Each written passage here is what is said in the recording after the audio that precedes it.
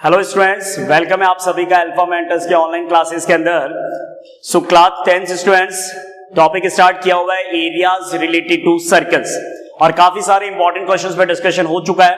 कुछ remaining questions और है जिनके साथ डिस्कशंस इस क्लास में करके and in today class we will finish this chapter at the point of NCERT. So students, areas related to circles में आप देखिए बाकी कुछ इंपॉर्टेंट बताने लायक तो है नहीं, क्योंकि ऑलमोस्ट सभी फॉर्मेट पे क्वेश्चंस आप लोग कर चुके हैं, जिसमें सेक्टर को भी आपने इंक्लूड कर लिया, सेगमेंट को भी इंक्लूड कर लिया, ट्राइंगल को इंक्लूड कर लिया, quadrant, semi circle, perimeter, circumference, all the basics points related to the circles that we discuss in this chapter, equilateral triangle, सारे पॉइंट्स पे डिस्कशन हो चुका है। तो उन्हीं पे कुछ रिमेनिंग क्वेश्चंस और है जिन पे अपने को डिस्कशन करना है और देखना है कि किस तरीके से क्या कुछ एडिशन सब्ट्रैक्शंस करके और रिक्वायर्ड शेडेड रीजन के एरिया को फाइंड आउट कर सकते हैं। तो लिखिए क्वेश्चन 1 के अंदर, क्वेश्चन 1 में आप लोग लिखिए, क्वेश्चन 1 में लिखिए two circular flower beds have been shown, two circular flower beds have been shown on the sides of, two circular flower beds have been shown, two circular flower beds have been shown on the side of a square lawn, on the side of a square lawn, on the side of a square lawn of side 56 meter. Two circular flower beds are shown, have been shown on the sides of the square of side 56 meter. आगे लिखे, the center of the circular flower beds is the point of the intersection. The center of the circular flower beds is the point of the intersection. The center of the circular flower bed is the point of the intersection of its diagonal. Is the point of the intersection of its diagonal. Find the sum of the areas of square lawn. Find the sum of the areas of the square lawn and flower beds. Find the sum of the areas of square lawn and flower beds. Yes, students. Now let's get the point that what is the means of the flower beds. Flower beds are basically is a structure. Flower beds का मतलब, flower beds एक basically आपका structure है जो circular form में flowers को arrange करने पे बनता है। देखिए, एक तो होता है फ्लावर्स को स्ट्रेट लाइन पर अरेंज करना और एक फ्लावर्स को इस तरीके से अरेंज करना कि उसके थ्रू एक जो शेप बनता है वो आपका सर्कुलर शेप बनता है। जैसे जब कोई आर कट करते हो तो आर कट करने पे ये जो शेप बन रहा है that one is called circular, और ये सर्कुलर फ्लावर बेड्स है क्योंकि यहाँ पे काफी सारे फ्लावर स्पॉट्स को इस तरीके से अरेंज किया गया that will form a structure of circular. Okay, अब डेफिनेटली अगर सर्कुलर है तो उसका कोई ना कोई सेंटर पॉइंट होगा जिसके रेस्पेक्ट में ये सारे इक्वल डिस्टेंस पर होंगे, तो कोई ना कोई जो पॉइंट है जिसके रेस्पेक्ट में ये सारे फ्लावर बेड्स इक्वल डिस्टेंस पर है, so that centre point is the intersection point of its square lawn diagonal. तो स्क्वायर लॉन का डायगोनल जो इंटरसेक्शन पॉइंट है वो आपका O है, and that O is the centre of the circular flower bed.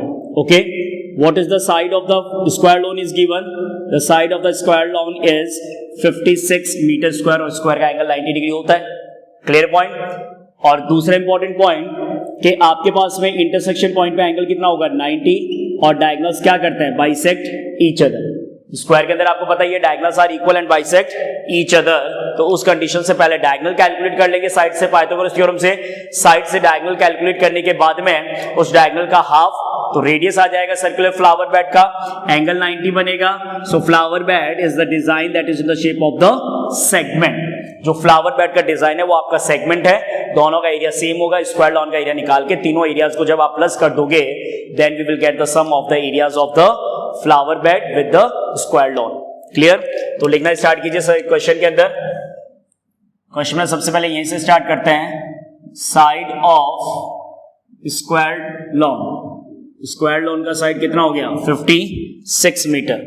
Side of square lawn 56 metre है। नेक्स्ट हमें लिखे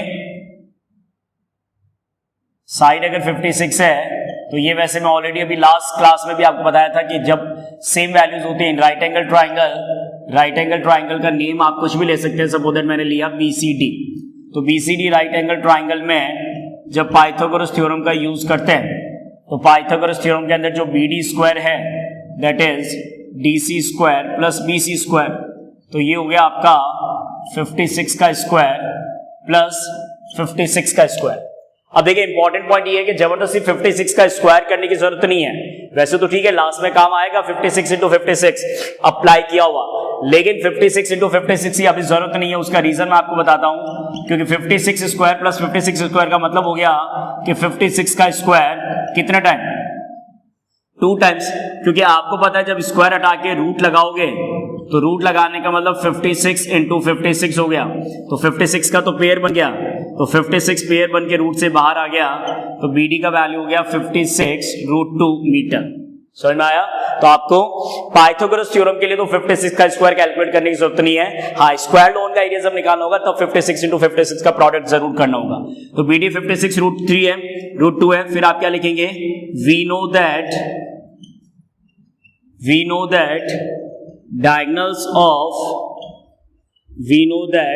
क्वाड्रिलेटरल चैप्टर में 9th क्लास में स्टडी करवाया जाता था। Diagonals of square are equal तो होते ही है, उसी के साथ क्या करते हैं, diagonals of square are equal and bisect each other at right angle. Yes और no? Diagonals of square are equal and bisect each other at right angle. Is it clear? Diagonals of square are equal and bisect each other at right angle. Therefore, radius of circular flower beds, जो circular flower beds है उसका radius r कितना होगा, that is the half of the diagonal intersection. तो diagonal का length है 56√2/2, तो ये हो गया आपके पास में 28√2 मीटर। यस और no? Total length of diagonal 56√2 है, तो रेडियस उसका हाफ हो जाएगा क्योंकि बाइसेक्ट ईच अदर है, तो वो आपके पास में आ गया कितना 56√2 का हाफ 28√2। अब अपने फ्लावर बेड का एरिया फाइंड आउट कर लेते हैं। एक फ्लावर बेड आपके AB साइड पे बन रहा है और दूसरा फ्लावर बेड आपका CD साइड पे बन रहा है। Clear? So first we will calculate area of flower bed on AB पे जो एरिया फ्लावर बेड बन रहा है उसका एरिया अपने को कैलकुलेट करना है। तो फ्लावर बेड के एरिया के लिए फॉर्मूला जो होता है सेगमेंट वाला लगेगा, area of sector minus area of triangle that is AOB। और क्यों? क्योंकि यहाँ पे 90 डिग्री बन रहा है, तो डायरेक्टली जो एरिया का फॉर्मूला पॉसिबल है that is the half into base into height. For triangle no need to apply r square sine θ/2 cos θ/2। And for sector के लिए सबको पता है pi r square θ/360 minus half into base into height. अगर expression लिखना भी चाहते हो तो यहां से कैलकुलेट कर रहा हूं। तो पाई का वैल्यू अगर क्वेश्चन में गिवन नहीं है तो आपको बाय डिफॉल्ट 22/7 ही पुट करना है। आर वैल्यू आपने अभी कैलकुलेट किया कितना था, 28√2 इंटू 28√2, यही था 56√2 का हाफ 28√2। थीटा वैल्यू आपके पास में 90 है अपॉन में 360 माइनस हाफ इंटू बेस। तो एक्चुअल में जो बेस और हाइट है वो आपका रेडियस ही है। ये देखिए इधर OA और OB जो है वो इस ट्राइंगल AOB का बेस और हाइट है, क्योंकि ये तो हाइपोटेनियस हो गया। तो जो बेस और हाइट है वो एक्चुअल में सर्कुलर फ्लावर बेड का जो रेडियस है वो ही आपका बेस और हाइट रिप्रेजेंट हो रहा है। तो 90 से 364 टाइम कट हुआ। अब देखिए 4 से 28 7 टाइम कट हो गया, 7 से 7 1 टाइम कट हो गया। तो यहां से वैल्यूज में क्या रह रहा है वो देख लीजिएगा, 22 इंटू 28 इंटू √2 इंटू √2 2 हो गया। ये तो पहले एक्सप्रेशन के अंदर माइनस, इसमें सिंपल सी बात है, इसमें half into 28 into 28 root 2 into root 2 हो गया, तो यहां पे 2 से 2 वन टाइम कट हो गया। क्लियर हो गया? तो 2 2 जा 22, 2 जा 44 हो गया, या फिर एक काम करते हैं 28 2 जा 56 हो गया, तो रफ में मल्टीप्लाई कर लेते हैं 56 को किससे, 22 से, 6 2 जा 12, 5 2 1 1 1 2, ऐड करने पे 2 1 2 3 2 1 2 3 2। क्लियर है? 1 2 3 2 आ गया। इधर 28 इंटू 28 करना है, वैसे 576, फिर भी एक बार कंफर्मेशन कर लेते हैं। 28 का स्क्वायर, 8 8 64 का 6, 8 2 16 plus 22, 8 2 16 5। Is it clear? 4 6 plus 4 8, 28 square is 784। सो 1 2 3 2 में से 784 आपको माइनस करना है। तो 1 2 3 4 में से 784 को अगर आप माइनस करेंगे, 12 minus 4 8, 2 12 minus 8 4, 11 11 minus 4 48 metre square. तो ये तो हो गया flower bed on A B. अब जिस तरीके से इस फ्लावर बेड का आया है, उसी तरीके से सिमिलरली एरिया ऑफ, क्योंकि आपको टोटल सब निकालना है, तो area of flower bed on C D वो भी इतना ही होगा, कितना, 448 मीटर स्क्वायर। क्लियर हो रहा है क्या आप लोगों को? तो अगर सिर्फ क्वेश्चन में एरिया ऑफ फ्लावर बेड पूछता है, find the total area of the flower bed, तो आपको 448 का ट्वाइस करना है या 448 प्लस 448 परफॉर्म करना है, वो तो हो जाता है total area of the flower bed. लेकिन यहाँ पे सम पूछ रहा है, तो दोनों का इंडिविजुअल ही है। अभी अब अपने को एरिया ऑफ स्क्वायर लॉन और कैलकुलेट करना है, क्योंकि इन सबका सम करना है। So area of square lawn is equal to, formula तो आपको पता ही है, साइड इंटू साइड, तो 56 इंटू 56 है। अब मल्टीप्लीकेशन तो करना ही पड़ेगा 56 का 56 से, 6 6 जा 36, 30 प्लस 3 33, 6 5 जा 30, 28, 6 3 11, 3136, so that is the value 3136 metre. Clear है यहाँ तक? तो सबके एरियाज अगर अपने पास में आ गए, तो अब कैलकुलेशन में क्या निकालना है, इन सबका सम कैलकुलेट करना है। तो इन सबका सम अगर कैलकुलेट करना है, तो क्वेश्चन में जो एरिया पूछना चाहता है वो अपने लिखेंगे required total area is equal to 1232 plus 448 plus 448, 8 8 16, 16 plus 2 18, 18 का 8 कैरी 1, 448, 8 प्लस 4 12, 12 का 2 कैरी 1, 448, 8 प्लस 3 11, 11 का 1 2128 मीटर स्क्वायर। सॉरी 1232 नहीं, 56 का है ना, सॉरी 56 में आपको 3136 ऐड करना पड़ेगा। 3136 में, क्योंकि स्क्वायर लॉन का एरिया तो 3136 है, इनको ऐड करना है। 8 8 16 प्लस 6 22 का 2 आ जाएगा, 4 2 6 plus 4 10 plus 3 13, 1 4 plus 1 5 plus 4 9 plus 1 10, 4032 metre square, that is the required total area of the given structure. तो एक तरीके से अगर आपने बात करें, तो आपने पूरे स्ट्रक्चर का ही टोटल एरिया निकाल दिया, जिसमें फ्लावर बेड भी आ गया और उसके साथ साथ स्क्वायर लॉन का एरिया भी। और क्वेश्चन काफी इंपॉर्टेंट है और बोर्ड के पेपर में रिपीट क्वेश्चन में से इंपॉर्टेंट होने का रीजन ये हो गया ना कि पाइथागोरस भी लग रहा है, उसके बाद में रेडियस की, डायगोनल की प्रॉपर्टी भी लग रही है स्क्वायर की, जिससे आपका रेडियस आ रहा है।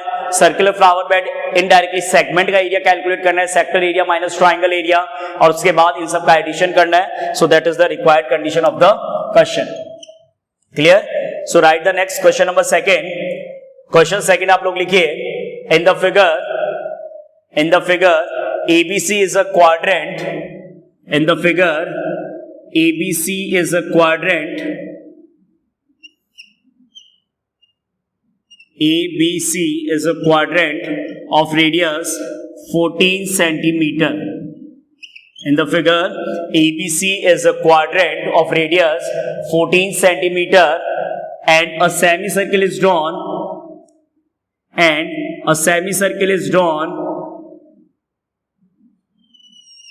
and a semicircle is drawn by taking BC as a diameter, and a semicircle is drawn by taking BC as a diameter. Diameter. तो देखिए क्वेश्चन में आगे लिखिए, find the area of the shaded region, find the area of the shaded region. आपको shaded region का area find out करना है। Is it clear? Find the area of the shaded region. तो आपका शेडेड रीजन यहां पे shaded करके बता देते हैं कि क्या है। This is the required area of the shaded region. तो फिगर एनालिसिस करते हैं कि तीन पार्ट्स क्या क्या है। देखिए सबसे पहले तो है कि आपके पास में क्वाड्रेंट है, ध्यान से देखिएगा, क्वाड्रेंट है। क्वाड्रेंट का जब ये पार्ट आप ज्वाइन करते हो तो ट्राइंगल बन जाता है, और बीसी को एज ए डायमीटर लेके और आपने ये सेमी सर्कल बना दिया। तो जो शेडेड रीजन आपको कैलकुलेट करना, अगर इनडायरेक्टली उसको एनालिसिस करें तो थोड़ा सा ऑब्जर्वेशन देखिए कि तीन स्ट्रक्चर है, ट्राइंगल है, क्वाड्रेंट है और सेमी सर्कल है। तो ये आपका ट्राइंगल है एबीसी, और बीसी को डायमीटर लेके ये आपका सेमी सर्कल है। तो ट्राइंगल और सेमी सर्कल दोनों को अगर ऐड कर दे तो पूरा रीजन कैलकुलेट हो गया, जो भी पूरा अंदर का पार्ट है, इंटीरियर पार्ट है। लेकिन अपने को सिर्फ शेडेड रीजन कैलकुलेट करना है, तो ट्राइंगल और सेमी सर्कल का एरिया ऐड करके अगर इसमें से क्वाड्रेंट के एरिया को सेपरेट कर दिया जाए, यस और नो, ट्राइंगल और सेमी सर्कल के एरिया को अगर ऐड करके, ट्राइंगल और सेमी सर्कल के एरिया को अगर ऐड करके और क्वाड्रेंट के एरिया को अगर सेपरेट कर दिया जाए, तो आई थिंक किसी को भी शेडेड रीजन कैलकुलेट करने में प्रॉब्लम नहीं होगा। Is it clear? दो क्वेश्चन में, अब एक ही क्वेश्चन के अंदर इस तरीके से आपने काम कर लिया।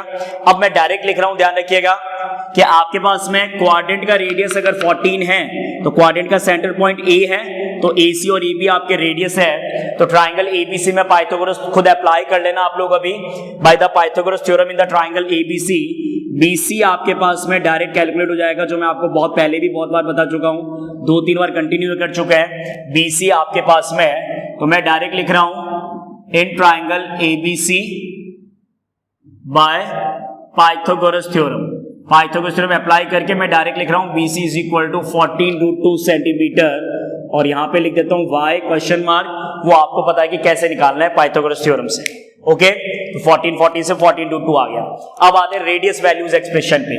तो रेडियस देखिए, दोनों के रेडियस अलग अलग होंगे। पहले बात करते हैं रेडियस ऑफ क्वाड्रेंट का। तो रेडियस ऑफ जो क्वाड्रेंट है उसको मैंने कैपिटल आर से रिप्रेजेंट किया है, क्योंकि वो तो है आपके क्वेश्चन में 14 सेंटीमीटर। क्लियर है? इसके बाद में जो BC है वो डायमीटर होगा सेमी सर्कल का, तो मैं ये लिख रहा हूं diameter of semi circle. Semi circle का जो डायमीटर है वो आपके पास में है कितना? डायमीटर ऑफ सेमी सर्कल है 14√2 सेंटीमीटर। तो डायमीटर ऑफ सेमी सर्कल अगर 14√2 है तो radius of semi circle, radius of semi circle small r is equal to 14√2 upon 2, कितना हो गया? 7√2 सेंटीमीटर। क्लियर है? अब तीन रीजंस है, तीनों रीजन का इंडिविजुअल एरिया निकाल के फिर जिन दो को प्लस करके थर्ड को माइनस करना है वो कैलकुलेट कर दीजिए। तो अब तीनों के लिए इंडिविजुअल निकाल लेते हैं। पहले निकाल लेते हैं area of triangle ABC, that is half into base into height. तो सबसे इजी है क्योंकि इसका बेस भी 14 है, इसका हाइट भी 14 है। 2 से 14 7 टाइम, 14 7 जा 98 सेंटीमीटर स्क्वायर। ये तो ट्राइंगल का आ गया। इसके बाद में कैलकुलेट करते हैं क्वाड्रेंट का, area of quadrant ABC. Quadrant का नेम एबीसी है, दैट इज क्वाड्रेंट का एरिया क्या होता है? क्वाड्रेंट एरिया होता है 1/4 पाई आर स्क्वायर। क्वाड्रेंट का रेडियस 14 इंटू 14। ध्यान रखिएगा कहीं कोई गलती नहीं हो, क्वाड्रेंट का रेडियस 14 है और सेमी सर्किल का रेडियस 7√2 है, क्योंकि सेमी सर्किल का जो डायमीटर है वो राइट ट्राइंगल का हाइपोटेनियस है, वो 14√2 वहां पे मैंने लिख दिया डायरेक्टली। तो क्वाड्रेंट एबीसी के एरिया में 1/4 pi are square, r value is 14 into 14। तो 7 से 14 2 टाइम, 2 से 4 2 टाइम, 2 से 22 11 टाइम, 154 सेंटीमीटर स्क्वायर। ये हो गया क्वाड्रेंट का। इसके बाद में कैलकुलेट करते हैं एरिया ऑफ सेमी सर्किल। तो सेमी सर्किल का जब एरिया कैलकुलेट, एक ही सेमी सर्किल के नेम कोई जरूरत नहीं है। एरिया ऑफ सेमी सर्किल का फॉर्मूला होता है सर्किल का पाई आर स्क्वायर, सेमी सर्किल का हाफ पाई आर स्क्वायर। तो इसके लिए ऑलरेडी बता चुका हूं, आर कितना है 7√2 मल्टीप्लाई 7√2। तो 7 से 7 तो कट हो गया 1 1 टाइम, 2 से 22 11 टाइम, तो क्या रह रहा है देखिए 11 इंटू √2 इंटू √2 2 इंटू 7 22 7 जा 154 सेंटीमीटर स्क्वायर। क्लियर है? 98 ट्राइंगल का, क्वाड्रेंट का 154, सेमी सर्किल का भी 154। तो अब लास्ट आप कैलकुलेट करेंगे क्या, एरिया ऑफ शेडेड रीजन। तो देखिए यहां पे जब आप ये लिखेंगे एरिया ऑफ शेडेड रीजन, तो फॉर्मूला तो है नहीं, इंडिविजुअल कैलकुलेट किया हो, तो एक्सप्रेशन में क्या करेंगे, area of triangle plus area of quadrant, triangle और क्वाड्रेंट के एरिया को प्लस करके, सॉरी ट्राइंगल और सेमी सर्किल, ट्राइंगल और सेमी सर्किल के एरिया को जब प्लस करेंगे और इसमें से अगर क्वाड्रेंट के एरिया को माइनस करते हैं तो आपके पास में शेडेड रीजन आएगा। ट्राइंगल और सेमी सर्किल के एरिया को प्लस करके जब क्वाड्रेंट के एरिया को माइनस करेंगे तो डेफिनेटली शेडेड रीजन आएगा।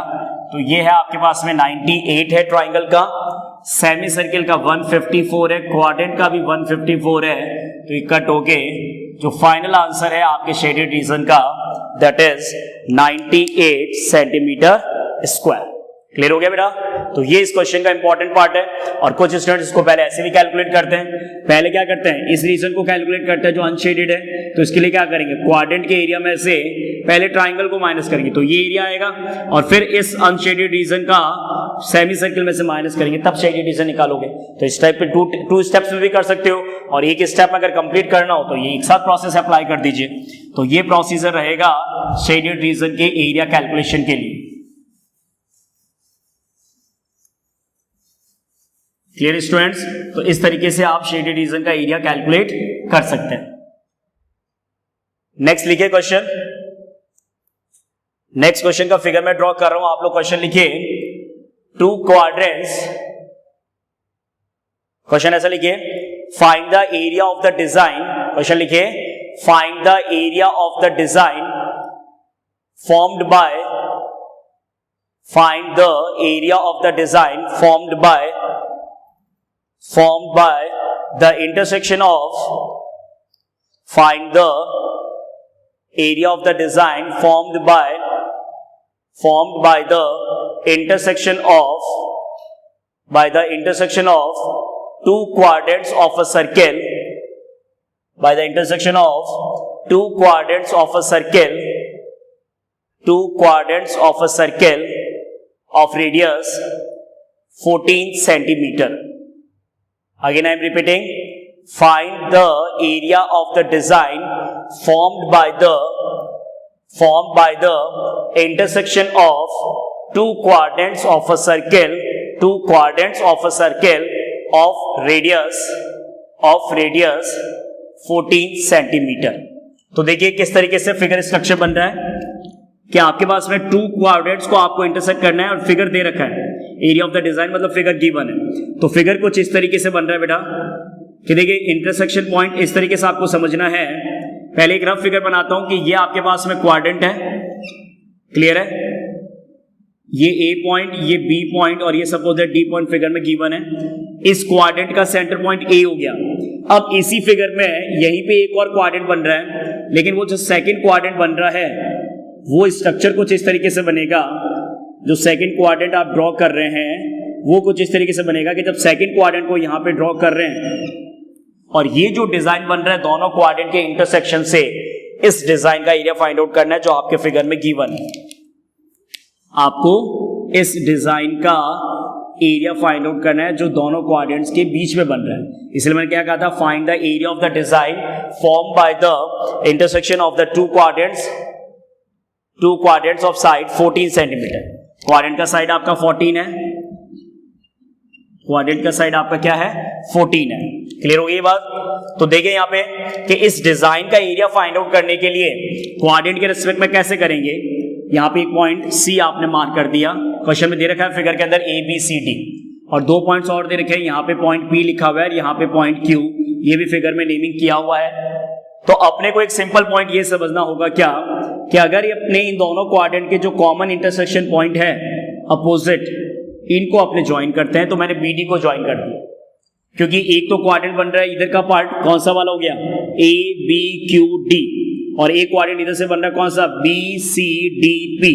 तो इन दोनों क्वाड्रेंट का इंटरसेक्शन का एरिया निकालना है। तो जैसे ही इसमें मैंने बी डी को ज्वाइन किया तो देखना अच्छे से कि जो पोर्शन अपने शेडेड कर रहा हूं वो कैसे आएगा। अगर इस quadrant A B Q D में से, ध्यान से देखना, अगर इस quadrant A B Q D में से अगर इस ट्राइंगल ए बी डी के एरिया को माइनस करें, वापस सुन लीजिएगा, quadrant A B Q D में से, ए बी क्यू डी में से अगर ट्राइंगल ए बी डी के एरिया को माइनस कर दें तो डिजाइन का अपर पार्ट आएगा। कौन सा अपर पार्ट, ये देखिए जिसको मैं ब्लू मार्कर से शेडेड कर रहा हूं, ध्यान से देख लीजिएगा, ये डिजाइन का वो पार्ट कैलकुलेट होगा जो सिर्फ ब्लू मार्कर से मार्क किया गया है। यस और नो, सिर्फ अपर पार्ट आएगा। ये इस तरीके से पूरा ही लाइन ज्वाइन कर दिया ताकि आप पूरा क्लियर समझ सके। तो quadrant A B Q D में से अगर ट्राइंगल ए बी डी के एरिया को माइनस करते हैं तो जो शेडेड रीजन ब्लू मार्कर से वो डिजाइन का एरिया आएगा, और जितना एरिया इस डिजाइन का होगा उतना ही एरिया इस डिजाइन का भी होगा, क्योंकि क्वाड्रेंट सेम रेडियस के हैं। तो सिंपल सी बात है, जो एक डिजाइन आएगा उसको 2 से मल्टीप्लाई करेंगे तो कंप्लीट डिजाइन का एरिया आ जाएगा। क्लियर है? तो कैलकुलेशन पॉइंट ऑफ व्यू से सिर्फ आपको इतना ही करना है। क्या आपको सबसे पहले तो रेडियस लिखना है, radius of quadrant, radius of quadrant is equal to 14 centimetre. Triangle का है तो half into base into height लगा लेंगे। तो सीधा कैलकुलेशन करते हैं, क्या, area of design, complete design का एरिया निकालने के लिए क्या करेंगे, 2 से मल्टीप्लाई करना होगा डिजाइन के एरिया के लिए, और उसमें क्या करना होगा, एरिया ऑफ क्वाड्रेंट, एक क्वाड्रेंट ले लेते हैं कोई सा भी, area of quadrant A B Q D, इसमें से क्या माइनस कर देते हैं, area of triangle A B D, क्योंकि क्वाड्रेंट है तो एंगल आपका 90 बनेगा। क्लियर? तो कैलकुलेशन यहां से कर रहा हूं, ट्वाइस ऑफ क्वाड्रेंट के लिए 1/4, इतनी बार फॉर्मूला आप लिख चुके हो, बता चुके हैं। क्वाड्रेंट का होता है 1/4 पाई आर स्क्वायर, तो आर वैल्यू आपका 14 है। Quadrant 1/4 pi are square, triangle का half into base into height, base भी 14 है और क्वाड्रेंट में रेडियस सेम होता है तो हाइट भी आपका 14 है, तो हाफ इंटू 14 इंटू 14। कैलकुलेशन अगर सिंप्लीफिकेशन पे अगर बात करें तो कट तो करना ही पड़ेगा। 7 से 14 2 टाइम्स, 2 से 4 2 टाइम्स, और 2 से 14 7 टाइम, तो 2 मल्टीप्लाई ब्रैकेट के अंदर 22 7 जा 154। यहाँ पे जब कैलकुलेशन करते हैं तो 2 से 14 7 टाइम, 14 7 जा 98 आ गया। तो सिंपल सा कैलकुलेशन परफॉर्म हुआ। 154 में से 98 जब माइनस करेंगे तो 14 माइनस 8 कितना बचेगा, 6।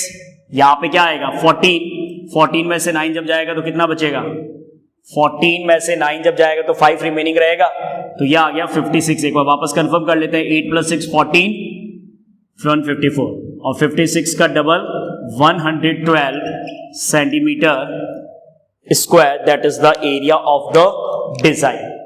कंफ्यूजन है तो बहुत है, नहीं है तो बड़े आराम से कैलकुलेट होता है। बस मेन कॉन्सेप्ट क्लियर होना चाहिए कि जो स्ट्रक्चर जिसके लिए अपने को शेडेड रीजन फाइंड आउट करना है, वो डिजाइन पर्टिकुलर कौन से डिफरेंट टाइप्स के एरियाज को ऐड या सेपरेट करने पे आएगा, उसके लिए ही अपने को कैलकुलेशन परफॉर्म करना होता है।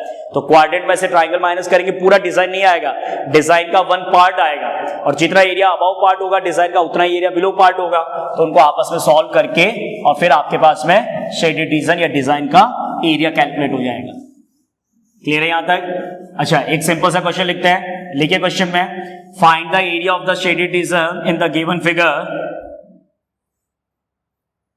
Find the area of the shaded region in the given figure. कुछ भी नहीं दे रखा, सिर्फ इतना दे रखा है, find the area of the shaded region in the given figure. और ये है आपका फिगर, और इस फिगर में area of shaded region calculate करना है आपको।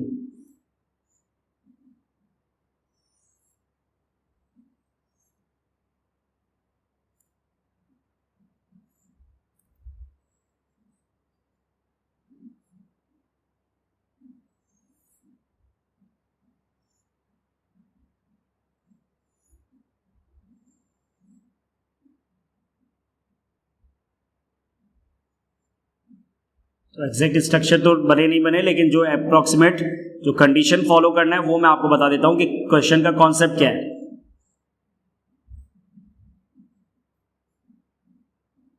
क्वेश्चन का कॉन्सेप्ट वैसे आपको समझ में आ रहा होगा कि इस फिगर के अंदर देखिए, जब क्वेश्चन कुछ नहीं कहता है और सिर्फ डायरेक्टली फिगर अगर आपको गिवन है तो वो स्टैंडर्ड कंडीशन फॉलो करेगा, ध्यान रखिएगा। तो ये डायमेंशन मैंने आपको दे दिया कितना, 14 सेंटीमीटर। तो डेफिनेटली इस स्ट्रक्चर के अंदर अगर डायरेक्ट ये लिखा हुआ है ये 14 है और ये 14 है, और आपको शेडेड रीजन, अब शेडेड रीजन कौन सा है, तो शेडेड रीजन इस स्क्वायर में जितना भी ये सर्किल के अलावा जो रिमेनिंग पोर्शन है, स्क्वायर में सर्किल के अलावा जितना भी रिमेनिंग पोर्शन है, ये सारा आपका रीजन शेडेड है। क्लियर बेटा? तो बड़े आराम से कैलकुलेशन आप लोग भी समझ सकते हो कि इस स्क्वायर एबीसीडी में, क्योंकि 14 सेम है तो स्क्वायर बनेगा, सिंपल सी बात है। तो इस स्क्वायर एबीसीडी के अंदर जितने भी ये 4 सर्कल्स बन रहे हैं, इन 4 सर्कल्स के अलावा जितना भी रिमेनिंग एरिया है वो आपका शेडेड रीजन है, और ये शेडेड रीजन एरिया आपको कैलकुलेट करना है। तो इस शेडेड रीजन एरिया को कैलकुलेट करने के लिए, सबसे सिंपल पॉइंट जो आपको फॉलो करना है वो ये है कि टोटल आपका स्क्वायर का साइड 14 है, तो साइड ऑफ स्क्वायर मैं एक्सप्लेन कर रहा हूं, कैलकुलेशन आप खुद कर लीजिएगा। साइड ऑफ स्क्वायर अगर 14 है, सो डायमीटर ऑफ ईच सर्किल, चाहे इधर से हॉरिजॉन्टल ले लो चाहे इधर से वर्टिकल ले लो, डायमीटर ऑफ ईच सर्किल कितना होगा, 7 होगा, और वर्टिकल लेते हो तो भी डायमीटर ऑफ ईच सर्किल कितना होगा, 7 होगा। So diameter of the each circle 7, then the radius of each circle 7/2। तो स्क्वायर का एरिया निकाल के, और सर्किल कितने हैं, 4 है, तो 4 टाइम्स सर्कल का एरिया निकाल के, 4 टाइम्स, क्योंकि एक सर्किल का पाई आर स्क्वायर, तो 4 सर्कल है तो 4 multiply pi are square calculate करके, और स्क्वायर के एरिया में से अगर आप सेपरेट कर दोगे तो आपका रिमेनिंग एरिया आ जाएगा, एरिया ऑफ डिजाइन आ जाएगा, एरिया ऑफ शेडेड रीजन आ जाएगा, कुछ भी कह दीजिए एक ही बात है। नेक्स्ट क्वेश्चन लिखिए आप लोग, the perimeter of the sector of a circle, the perimeter of the sector of a circle of radius 5.2 centimeter, the perimeter of a sector of circle of radius 5.2 centimeter is, the perimeter of the sector of circle of radius 5.2 centimeter is 16.4 centimetre. वापस सुन लीजिएगा, the perimeter of a sector of circle of radius 5.2 centimetre is 16.4 centimetre. तो question लिखिए, find the area of sector, find the area of the sector. तो देखिए ये sector है आपका। अच्छा, पेरीमीटर पे जब बात करते हैं तो पेरीमीटर का मतलब क्या होता है, कोई भी स्ट्रक्चर अगर है तो उसके पेरीमीटर का मतलब हमेशा उसके बाउंड्री का सम होता है। तो अगर आपके पास में क्वेश्चन में पेरीमीटर ऑफ सेक्टर दे रखा है तो डायरेक्टली तो देखो अपने पेरीमीटर ऑफ सेक्टर का कोई फॉर्मूला रीड नहीं करते हैं, लेकिन ऐसा नहीं कि अपने को पेरीमीटर का एक्सप्रेशन सॉल्व ही नहीं करना आता। पेरीमीटर अगर सेक्टर का 16.4 है तो पेरीमीटर ऑफ सेक्टर के अंदर radius and length of arc. तो अगर आपको नॉलेज नहीं भी है तो आप फिगर से इस चीज का आइडिया लगा सकते हैं कि पेरीमीटर ऑफ सेक्टर के अंदर 2 times radius and 1 time length of arc use होगा। तो रेडियस आपको दे रखा है 5.2 इंटू 5.2 प्लस एल आपको कैलकुलेट करना आ सकता है, तो L is equal to 16.4 minus 10.4। तो लेंथ ऑफ आर कितना आ गया, 16 मीटर आ गया, सॉरी 16 सेंटीमीटर आ गया। अब अगर आप लोगों को देखिए, अब वही स्टूडेंट्स कंफ्यूज हो सकता है जिसको सेक्टर का सिर्फ एक ही फॉर्मूला याद है, कौन सा, पाई आर स्क्वायर थीटा अपॉन 360। क्योंकि जिस स्टूडेंट्स को पाई आर स्क्वायर थीटा अपॉन 360 याद है तो उसके लिए वही प्रॉब्लम के थीटा नहीं है, तो या तो पहले वो लेंथ ऑफ आर का फॉर्मूला अप्लाई करके पाई आर थीटा अपॉन 180 से पहले थीटा निकालो, लेकिन इतना जरूरत ही नहीं है क्योंकि एरिया ऑफ सेक्टर का एक फॉर्मूला और बता रखा है, क्या, half into L into R. तो बताइए एल कितना कैलकुलेट किया, 6 पेरीमीटर से, और रेडियस कितना है 5.2, तो 2 से 6 3 टाइम अगर कैंसिल होता है तो 2 3 6 हो गया, 5 3 15 हो गया, 15.6 सेंटीमीटर। तो ये डायरेक्टली एक और simple question in terms of length of arc, length of arc के टर्म्स में एक सिंपल सा क्वेश्चन आपने सॉल्व करना सीख लिया। That answer is 15.6 centimetre. Is it clear? तो ये आपकी कंडीशन है, ये आपके परफॉर्म करने का तरीका रहेगा। एक और क्वेश्चन शॉर्ट हैंड और लॉन्ग हैंड पे कर लेते हैं। लिखे क्वेश्चन के अंदर, बेसिक में समझा देता हूं, क्वेश्चन कैलकुलेशन आप कर लीजिएगा।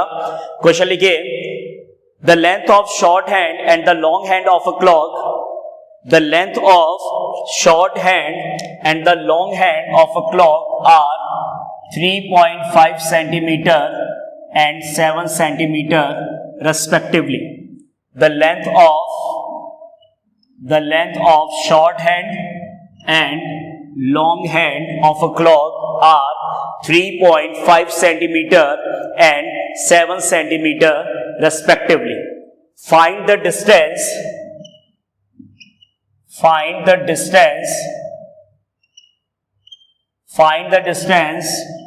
moved by the tip of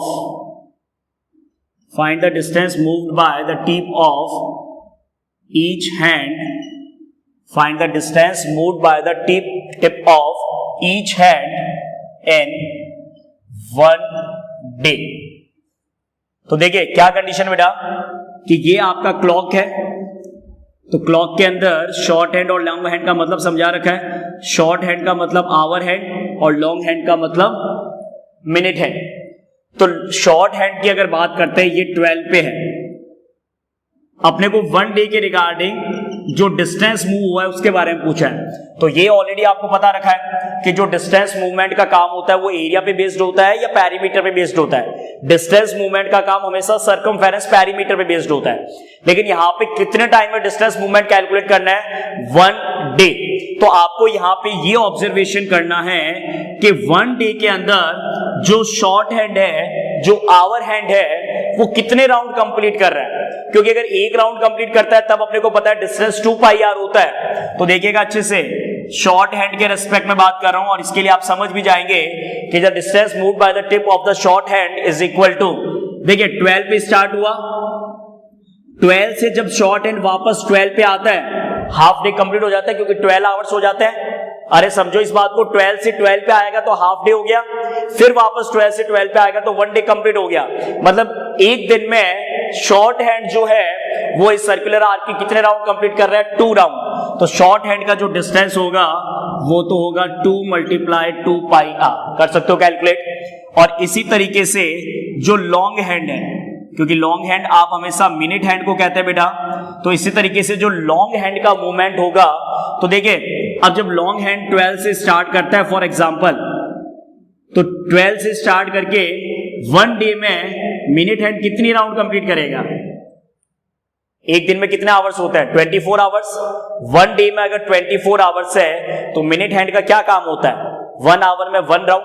12 से जब 1 आवर होता है तो वापस 12 पे आता है, तभी तो वो 1 आवर कंप्लीट करता है। फिर 2 आवर्स में फिर वापस 12 पे, फिर 3 आवर्स में वापस 3 पे, मतलब 12 पे। तो इसका मतलब ये हो गया कि 1 डे में अगर 24 आवर्स है तो minute hand, long hand 1 day में कितने राउंड कंप्लीट कर चुका होगा? 24 राउंड। कितने राउंड कंप्लीट कर चुका होगा? 24 राउंड। अब कई बच्चे कहते हैं सर 2 पाई आर, क्योंकि डिस्टेंस पे बेस्ड कैलकुलेशन है और डिस्टेंस हमेशा पेरीमीटर या सर्कमफेरेंस कैलकुलेशन से निकलता है, एरिया से नहीं निकलता है। क्लियर है? तो 1 डे में शॉर्ट हैंड तो राउंड कंप्लीट करेगा 2, so distance moved 2 × 2 pi R. और मिनट हैंड टोटल कितना डिस्टेंस मूव कर लेगा? 24 × 2 पाई आर। आर एक का 3.5 है, एक का 7 है। कैलकुलेशन आप कर सकते हैं। So all these questions are based on the chapter areas related to the circle. In the next all classes we will start with the next new chapter. तब तक अच्छे से स्टडीज कीजिए, अपना ख्याल रखिए। Take care. Thank you students.